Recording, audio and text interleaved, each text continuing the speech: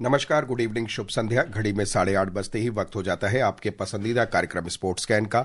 आज का sports scan लेकर हाजिर हूं मैं आपके साथ शशांक, और दिन भर की खेल खबरों पर चर्चा करने के लिए हमारे साथ मौजूद हैं senior sports journalist Ranveer Singh ji. Ranveer ji, studio में आपका स्वागत है। शशांक, आपको और सभी स्पोर्ट्स स्कैन सुनने वाले सभी लिसनर्स को मेरा भी नमस्कार जी।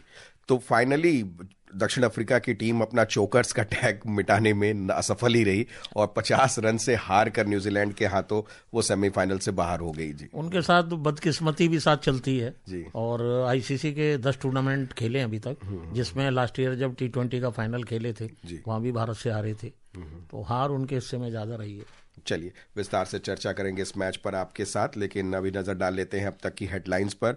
चैंपियंस ट्रॉफी क्रिकेट के दूसरे सेमीफाइनल में न्यूजीलैंड ने दक्षिण अफ्रीका को 50 रन से हराया। रविवार को फाइनल में उसका मुकाबला भारत से होगा। लखनऊ में महिला प्रीमियर लीग क्रिकेट में यूपी वॉरियर्स के साथ मैच में मुंबई इंडियंस टॉस जीतकर गेंदबाजी कर रहा है। प्राग मास्टर शतरंज टूर्नामेंट के 7वें दौर में ग्रैंड मास्टर अरविंद चिदम्बरम ने नीदरलैंड के अनीश गिरी को हराकर बढ़त हासिल की। और खेल मंत्री मनसुख मांडविया ओलंपिक तैयारियों पर कल से 2 दिन की बैठक की अध्यक्षता करेंगे।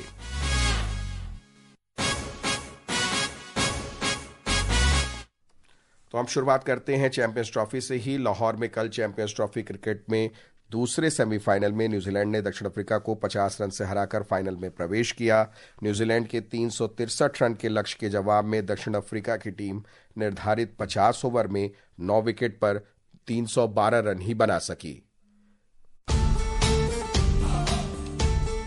केन विलियमसन और रचिन रविंद्र के शतकों तथा कप्तान मिचेल सेंटनर के 3 विकेटों की बदौलत न्यूजीलैंड ने फाइनल में प्रवेश किया। रचिन ने आईसीसी टूर्नामेंट में न्यूजीलैंड की ओर से सर्वाधिक 5वां शतक लगाया। टॉस जीतकर पहले बल्लेबाजी करते हुए न्यूजीलैंड के विलियम 21 रन बनाकर आउट हो गए। इसके बाद रचिन और विलियमसन ने दूसरे विकेट के लिए 164 रन की साझेदारी कर बड़े स्कोर का आधार तैयार कर दिया। रचिन ने 108 और विलियमसन ने 102 रन की शानदार पारी खेली। इसके बाद ग्लेन फिलिप्स और डेरिल मिचेल ने तेज तर्रार 49 रन बनाकर न्यूजीलैंड को 365 के स्कोर तक पहुंचाया। इस बड़े लक्ष्य के जवाब में दक्षिण अफ्रीका की शुरुआत बेहद खराब रही। टीम ने अपना पहला विकेट 20 रन पर गंवा दिया। इसके बाद तेम्बा बबूमा ने 56 और रॉसी वॉन्डर ने 69 रन की पारी खेली। अफ्रीकी टीम ने अपने 8 विकेट केवल 218 रन के स्कोर पर ही गंवा दिए। इसके बाद डेविड मिलर एक छोर पर डटे रहे। मिलर ने 67 गेंदों में 4 छक्के और 10 चौके की मदद से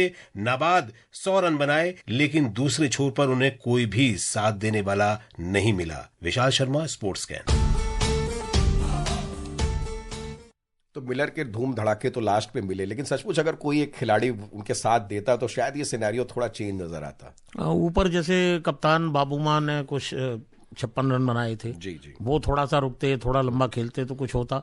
लेकिन साउथ अफ्रीका के साथ जैसा हम लोग हमेशा बात करते हैं, आईसीसी टूर्नामेंट्स में वो फिसड्डी ही साबित होते हैं और जब टाइम आता है कि उनको अपना बेस्ट दिखाना तब वो बेस्ट नहीं दिखा पाते हैं। जैसे रबाडा हैं, नहीं चले शुरू में, विकेट अगर निकालते न्यूजीलैंड के तो कुछ मैच टफ होता जी। लेकिन जैसा बराबर शुरू से कहा जा रहा था कि फाइनल तो होगा इंडिया और न्यूजीलैंड का ही, वही सिद्ध हो रहा है। बिल्कुल। और आप जैसा कह रहे हैं, जिक्र कि अभी तक 11 सेमीफाइनल इन्होंने आईसीसी टूर्नामेंट के खेले हैं दक्षिण अफ्रीका में, 9 में वो हार चुके हैं।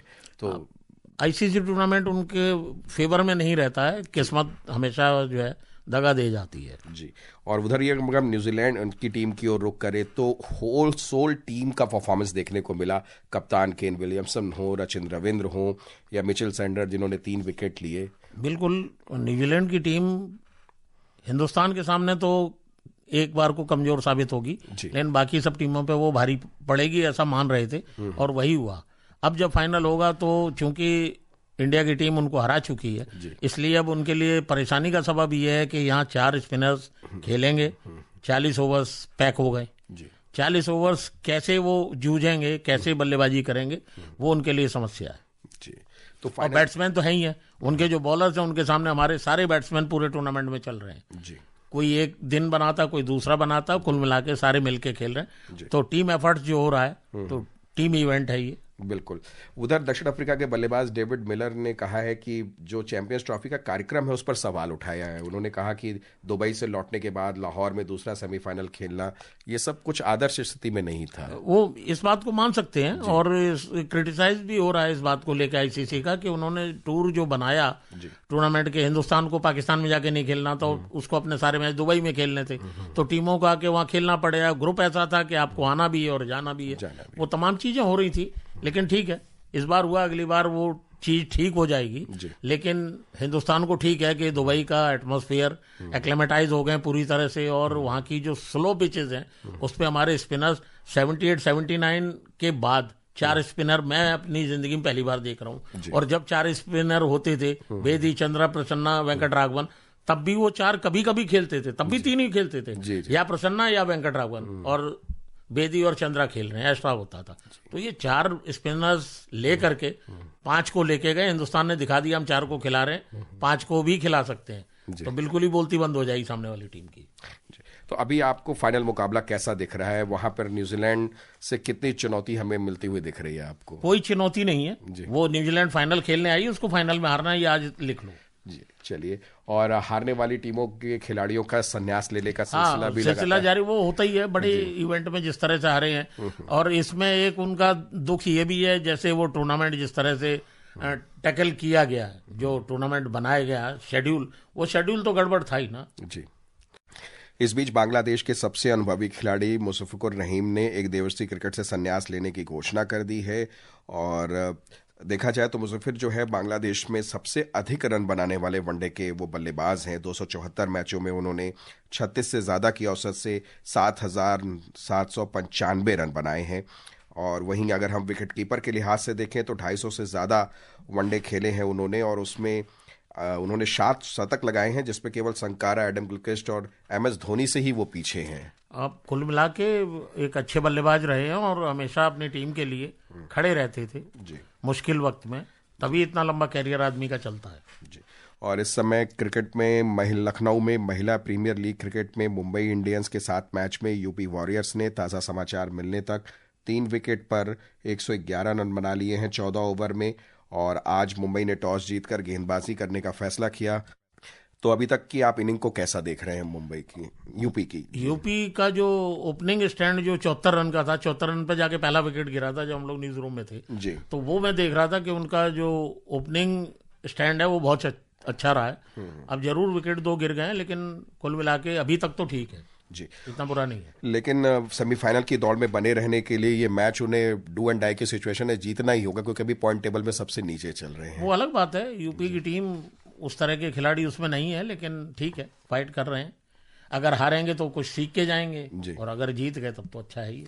चलिए शतरंज का रुख कर लेते हैं। प्राग मास्टर शतरंज टूर्नामेंट के 7वें दौर में ग्रैंड मास्टर अरविंद चिदम्बरम ने नीदरलैंड के अनीश गिरी को हराकर बढ़त हासिल कर ली है। आर प्रज्ञानंद ने खिताब के दावेदार माने जा रहे चीन के वेई के साथ ड्रॉ खेला। अरविंद 5 अंकों के साथ पहले और प्रज्ञानंद 4.5 अंकों के साथ दूसरे स्थान पर हैं। क्या कहेंगे, किस तरह से ये टूर्नामेंट अभी आगे बढ़ रहा है? अब देखना पड़ेगा, अभी आधे पॉइंट की जो लीड ले रखी है प्रज्ञानंद से, तो देखना प्रज्ञानंद अपने रंग में कब आते हैं। और अभी चूंकि टूर्नामेंट लंबा चलना है, मुझे लगता है इस आधे अंक की जो बढ़त को वो कम जरूर कर देंगे जी। और इस बीच खेल मंत्री मनसुख मांडविया ओलंपिक की तैयारियों पर कल 2 दिन की बैठक की अध्यक्षता करेंगे। हैदराबाद में आयोजित इस बैठक में विभिन्न राज्यों के खेल मंत्री, वरिष्ठ प्रशासक और प्रमुख सरकारी अधिकारी शामिल होंगे। तो भारत 2028 के लॉस एंजल्स ओलंपिक खेलों में दोहरे पदक हासिल करने की उम्मीद कर रहा है, और साथ ही साथ वो 2036 की ओलंपिक की मेजबानी के लिए बोली भी लगा रहा है। तो उस हिसाब से तैयारियां अभी से ही शुरू हो गई हैं। शुरू हो गई, करनी पड़ेंगी आपको जी। एंड टाइम पे थोड़ी स्टेडियम बन के तैयार होंगे। जब मामला ओलंपिक जैसे बड़े मेगा इवेंट का है, तो उसके लिए तैयारियां भी करनी पड़ेंगी, और बिड जैसा ये लगाएंगे बोली। और अगर इनको मिलता है तो अभी की जो सरकार है, केंद्र सरकार है, प्रधानमंत्री नरेंद्र मोदी के नेतृत्व में, वो ये दिखा रहे हैं कि हम खेलों में भी पीछे नहीं रहना चाहते। कम से कम और कुछ नहीं तो मेजबानी तो हम कर ही लें, एक नया नाम होगा। हिंदुस्तान ने ओलंपिक्स को सफल आयोजन कर पाए। तो उसके लिए सब तैयारियां चल रही हैं और हर इवेंट में कल मनसुख मांडविया स्पेशल ओलंपिक्स के लिए टीम जो जा रही थी इटली, वहां भी उन्होंने ये बात कही कि हम तो लगे हुए हैं और हम सभी प्रशासकों से मीटिंग कर रहे हैं, उनसे पूछते हैं आपकी क्या कमी है, आपको क्या इंफ्रास्ट्रक्चर चाहिए, हम पैसा दे रहे हैं, इंफ्रास्ट्रक्चर बनाओ और अपने खिलाड़ी तैयार करो। पिछले कुछ दिनों में अगर हम देखें तो इस समय खेल मंत्रालय बहुत ज़्यादा एक्टिव दिख रहा है और ख़ासतौर पे खेल मंत्री जी लगातार नए कानून बनाना हो या नए नए नियम बनाने हो या तैयारियों के लिए भी बहुत सारे इवेंट्स चल रहे हैं। उनको जो टॉप ब्रास हैं, जब वो उस तरह का उन मैसेज दे दिया है तो उनको दौड़ लगानी पड़ेगी ना, ये सब करना पड़ेगा जी, जरूरी भी है। तो अभी हम लॉस एंजलिस ओलंपिक की तैयारियां आपको कैसी लग रही हैं और जो एक टारगेट सेट किया गया है कि दोहरे अंकों में पदक हम लेकर आए, इस बार वो सफल होता हुआ नजर आ रहा है रणवीर जी? 2 अंकों में पदक आ सकते हैं, 10 से ज्यादा आ सकते हैं, क्योंकि अब मैं बात शूटिंग की अगर करूं, शूटिंग में इस बार 3 या 4 मेडल हमारे एक पॉइंट से छूटे थे जी जी, तो इसलिए उसको भी अगर काउंट कर लेते तो 6-7 मेडल तो अभी हो रहे थे। लेकिन मेरी जब मनु भाकर से बात हो रही थी तो उन्होंने कहा सर ऐसा नहीं होता है, एक मेडल एक पॉइंट से छूट गया तो छूट गया, ऐसे तो हम गोल्ड ले सकते थे। तो उसने मजाकिया लहजे में कहा, लेकिन ये है कि मेहनत और हमारे शूटर्स जिस तरह का त्याग कर रहे हैं ना, वो मैंने और दूसरे खेलों में कम देखा है, जो मैं अपनी आंखों से देखता हूँ। वहाँ के कोच हैं, सुबह से शाम तक वो वहीं, मंडे को रेंज बंद रहती है, बाकी आप 6 दिन गारंटी से आप जाइए, वो वहीं 10 से 5 मिलेंगे। तो ये बड़ी चीज होती है। चलिए, और चेन्नई में 25 मार्च से आयोजित होने वाले WTT star contender table tennis प्रतियोगिता में रिकॉर्ड 13 भारतीय खिलाड़ियों को मुख्य ड्रॉ में प्रवेश मिला है। महिला सिंगल्स में मनिका बत्रा, श्रीजा अकुला, यहिका मुखर्जी और यशस्विनी घोरपड़े की मजबूत चौकड़ी रहेगी। पुरुष सिंगल्स में अचत शरद कमल, मानव ठक्कर, सत्यन ज्ञानसेकरन और हरमीत देसाई होंगे। डबल्स में मानव ठक्कर और मनोज शाह सर्वोच्च रैंकिंग वाली जोड़ी है। 2022 एशियाई खेलों की कांस्य पदक विजेता यहिका और सुतीर्था मुखर्जी महिला डबल्स में जोड़ी बनाएंगी। वहीं यशस्विनी घोरपड़े दिया चितले के साथ जोड़ी बनाएंगी। मिक्स्ड डबल्स में मनोज शाह दिया चितले के साथ और हरमीत देसाई यशस्विनी घोरपड़े के साथ जोड़ी बनाएंगे। प्रतियोगिता में चौथे नंबर के खिलाड़ी जापान के टोमो काजू हरिमोटो और 5वीं नंबर की खिलाड़ी हिना हयाता सहित विश्व के कई शीर्ष खिलाड़ी शामिल होंगे। Shakti Singh, sports scan. तो कल ही अचंत ने घोषणा की है कि ये टूर्नामेंट उनके करियर का आखिरी टूर्नामेंट होगा और संन्यास ले लेंगे इसके बाद। तो यादगार बनाने की कोशिश करेंगे इसे? बिल्कुल, हर खिलाड़ी की ये कोशिश रहती है, जब उसे संन्यास लेना है तो कोशिश रहती है जिस टूर्नामेंट में वो संन्यास ले रहा है या उसके बाद लेगा, उसमें अपना बेहतरीन परफॉर्मेंस दे, उसके बाद बाहर जाए। जी, और 8वीं महिला राष्ट्रीय मुक्केबाजी चैंपियनशिप का आयोजन 21 से 27 मार्च तक ग्रेटर नोएडा के गौतम बुद्ध विश्वविद्यालय में किया जाएगा। इसमें देश के 300 टॉप महिला मुक्केबाज शामिल होंगी। तो दूसरा मौका होगा। विश्वविद्यालय में पिछला भी संस्करण आयोजित हुआ था, बहुत तारीफ हुई थी और वहां रेलवे को हमने चैंपियन देखा था, हरियाणा 2nd पोजीशन पे रहा था। इस बार क्या उम्मीदें की जाए? उन्होंने मेजबानी अच्छी की थी तो उसी का नतीजा है कि उनको दोबारा ये इवेंट अलॉट हुआ है। और जहां तक रेलवेज की बात है, चूंकि वो इतना बड़ा संस्थान है और तमाम खिलाड़ियों को वो चूंकि अपने यहाँ रिक्रूटमेंट देते हैं, अच्छे खिलाड़ियों को ही देगा हर आदमी, तो उस हिसाब से रेलवे का इस बार भी पलड़ा भारी ही लगता है। जी, और फुटबॉल का भी रुख कर लेते हैं। हैदराबाद में इंडियन सुपर लीग फुटबॉल में हैदराबाद FC का मुकाबला पंजाब FC से हो रहा है। अंतिम समाचार मिलने तक हाफ टाइम तक पंजाब ने 1-0 की बढ़त बना ली थी। कल ओडिशा FC ने JRD टाटा स्पोर्ट्स कॉम्प्लेक्स में जमशेदपुर FC को 3-2 से हराया था। और क्रिकेट का भी चलते चलते आपको हम अपडेट दे देते हैं। और यूपी वॉरियर्स की टीम जो है, समय 16वां ओवर चल रहा है, 6 विकेट पर 121 रन बना लिए हैं उसने। तो एक बड़े स्कोर की ओर बढ़ती हुई यूपी की टीम नजर आ रही है।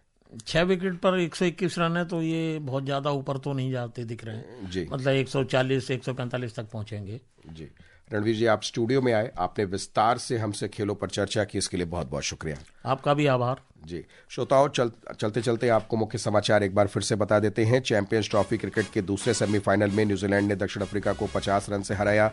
फाइनल में रविवार को उसका मुकाबला भारत से होगा। लखनऊ में महिला प्रीमियर लीग क्रिकेट में यूपी वॉरियर्स के साथ मैच में मुंबई इंडियंस ने टॉस जीतकर गेंदबाजी कर रहा है। प्राग मास्टर शतरंज टूर्नामेंट के 7वें दौर में ग्रैंड मास्टर अरविंद चिदम्बरम ने नीदरलैंड के अनीश गिरी को हराकर बढ़त हासिल की। और खेल मंत्री मनसुख मांडविया ओलंपिक की तैयारियों पर कल से 2 दिन की बैठक की अध्यक्षता करेंगे। तो फिलहाल शशांक और स्पोर्ट्स कैन की पूरी टीम को अनुमति दीजिए। गुड नाइट, शुभ रात्रि।